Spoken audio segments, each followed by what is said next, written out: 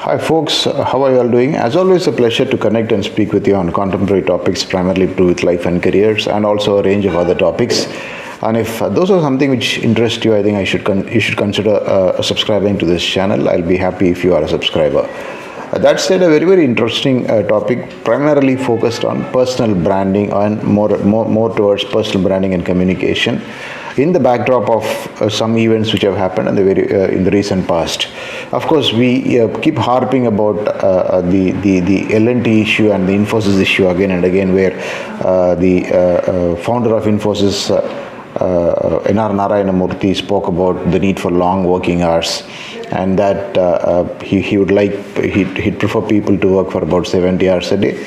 And following that, the chairman of Larsen & Toubro, S.N. Subramaniam, also spoke about why people should work for 100 hours a day or more, and he also added a bit of humor to his whole talk to an internal audience, where he said that how long will you stare about your spouses and wives? Well, we've spoken enough about this. We've in fact spoken, all of us are aware of this and the subsequent media outrage, if I can use that word.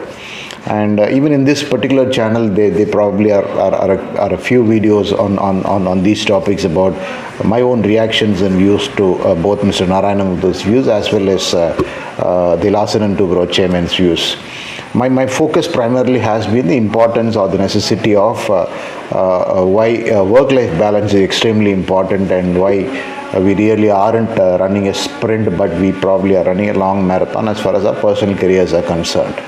So those videos are there in the channel. Maybe you could probably spend some time and go through them. I'll link up to one or two of them here.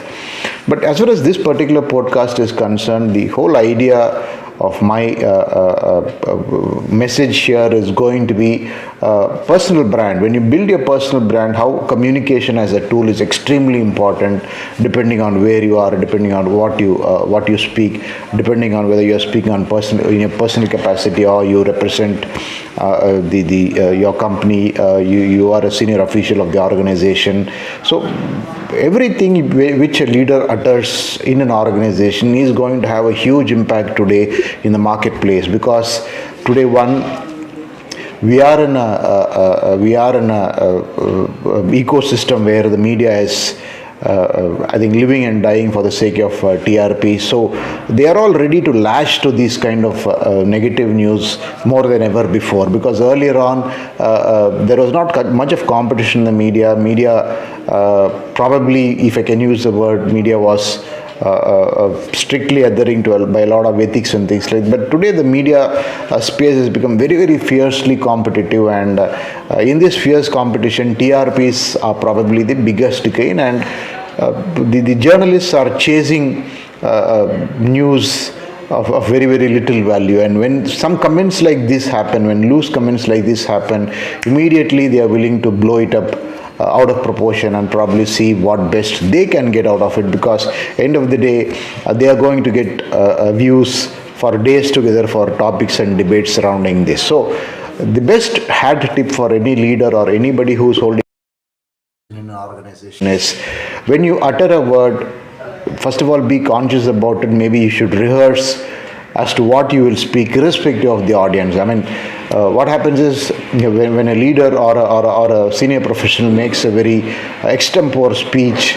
even an extempore speech, he needs to be very careful in his words, because the extempore speech can be for an internal audience. Not all talks are for and reactions are for the external audience.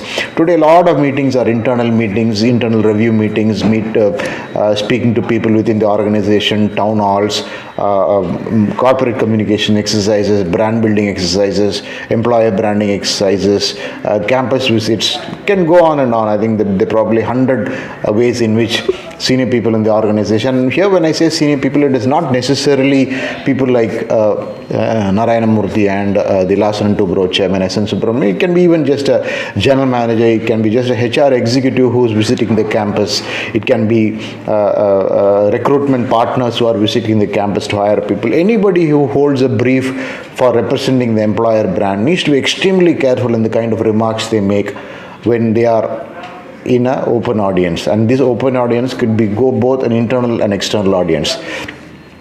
And the most important thing, which probably is a measure or a tangible measure of whether you should speak that way or not speak that way, is if you are a large publicly listed company, what is going to be the impact of whatever you say in case things go wrong and the media blows it up. Then what is the impact it is going to have on the stock market? I think that is the biggest measure of what you say is right or wrong, or what you say is politically correct or wrong, which I think is a very important communication lesson for all of us as professionals. As a matter of fact, you would see that in the week after the sarcastic remarks about looking at the spouse by Lazar and Dubro chairman S.N. Subramaniam, the stocks almost went down about 3-4%. Yes, of course, it is a spiral. It is a cycle. I think those stocks will quickly bounce back. But the whole point is, you are accountable to your investors. You are accountable to your if you are a publicly traded stock, you are accountable to your shareholders, and the shareholders are not going to take these kind of remarks very lightly. Almost to the point that at some point it does reflect on the stature of the leadership and the quality of the leadership. And again, when I say about leadership, I am not only talking about senior leaders. Anybody who is representing employer brand is in whatever capacity. If you are going to the campus as a HR executive, you are in fact a leader who is representing the organization or employer brand, and everything you utter is being very keenly watched by people. And as I keep telling a lot of my associates and people, today we are in the world where everybody, whomever has just a smartphone and recording whatever you say, is in fact a citizen journalist. And this is a rage now, and people are also people have social media accounts. People are crazy about getting content for themselves, and I think every third or fourth person whom you address as an audience is going to be somebody who's got an active social media account and probably is crazy to muster support for his channel and things like that. So look at it that way.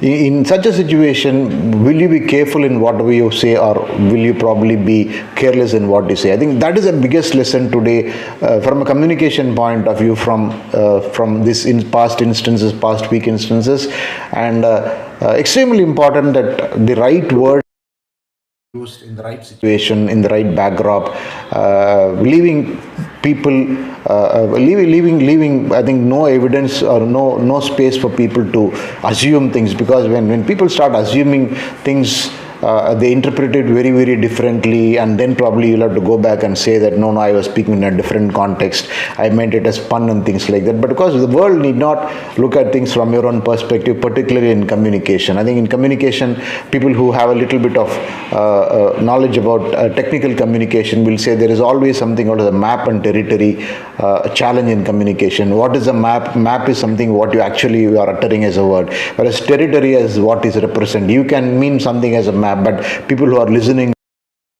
territory. So that's a different, that is a problem. And as I said, the most important thing is, if you are a publicly listed stock, whatever you speak in any point of time, even if somebody wakes up in your sleep and asks for your views about something in the company, I think every word you utter has to be uttered with caution. Another big lesson, this is of course for somebody who is representing an organization, but as a personal brand, today personal brands are very strong. Personal brands are built over many years, and as a personal brand, it is very important that we are extremely consistent and professional in a lot of our utterances, particularly in social media platforms, in platforms like LinkedIn, professional networking places, in our blogs and things like that. There again,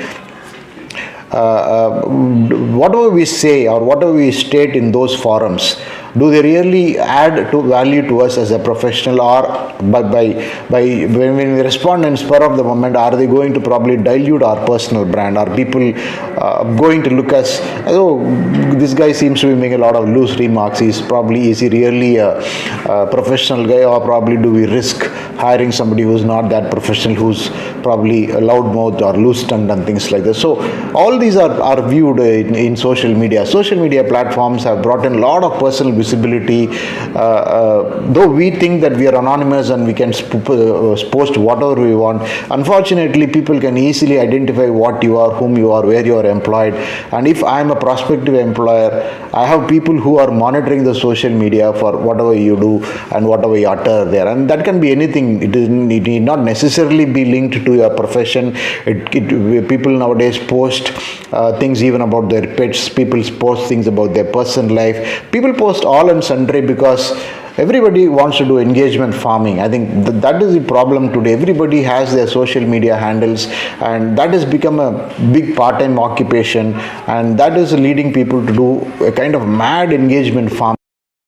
Don't apply much of thought to whatever they are posting in these forums. But believe me, those kind of the posts in any social media platform which is intended at engagement farming causes immense damage to your personal brand, almost to the point that word could spread around in the target audience, target industry, prospective employer, somebody who's your well-wisher in your networking forums. Word could spread around that you are somebody who's holding controversy. Extremely important. Although we are individuals and we probably are working somewhere and we probably hold responsible positions, at the same time we also tend to assume that we have a lot of freedom in expressing our views. No, the freedom is as long if good. The freedom is probably holding good as long as somebody doesn't hurt somebody, doesn't take away the behavior from you, doesn't take away a kind of decorum or reflecting a professional status. So I think this is a very, very important lesson which has come to the fore in the past events. If you are a representative of an organization, if irrespective of whatever be the title, everything you utter is going to affect the stock market. Everything you utter is going to reflect on your stocks. And again, even if the company is a small and medium-sized company, need not necessarily be a listed company. Again, today media is covering every kind of company, right from a one-man driven startup to a large conglomerate, irrespective of the company is listed on the media or not. I think the media is constantly chasing people, constantly wants news. There is a proliferation of print media, broadcast media, digital media, and all the print media people also have their digital arms which are run a separate profit center where they are really craving for news. And when I say craving for news, as somebody who comes from a communication background, I would confidently tell you that what they are chasing is more negative news than positive news, because negative news, negative views, controversial or disruptive views are those which get them TRPs, and good news doesn't get them TRP. If there is a good Samaritan who's done something good from your organization, and the coverage which that will get is remarkably less than something controversial. Something controversial like Larsen & Toubro Subramaniam or Infosys Narayana Murthy say. And just think for a moment, they are people of huge stature. Nobody is taking away the fact that they're people of immense stature. They probably have reached the apex of their careers after years and decades of hard work. But just think, if just a few words can take away so much of their credibility, then probably people at the middle management, people like you and me who should hold our personal brands very dear to us, should be extremely careful in the way we handle things, in the way we utter words, in the way we behave on social media, in the way we put out stuff there, in the way we constantly keep writing, posting and things like that. So extremely powerful message and extremely powerful lesson for anybody who's wanting to communicate regularly to any kind of audience. And today everything is communication, I would say, because I think in fact I made one particular post where I say that if you're a great professional, at the same time, you are a great professional with excellent communication who's communicating better to the outside world. I think the later one, that is a professional who's got a greater, smarter communication skills, is rated one notch higher than the person who might be actually better than him, sans the communication part. So communication is very, very inevitable. We could be just an executive or we could be a chairman of the company. We cannot survive or we cannot grow in our careers without communication. And with that in the backdrop, But if we make the kind of mistakes which these veterans make, it is going to be extremely difficult for our personal brand and professional brand. I wanted to convey this message to you in as articulate way as possible, and I hope I've done that. Thanks for your time. I'll see you soon in another interesting podcast. I appreciate your time. I wish you the very best in your life and career ahead. Thank you.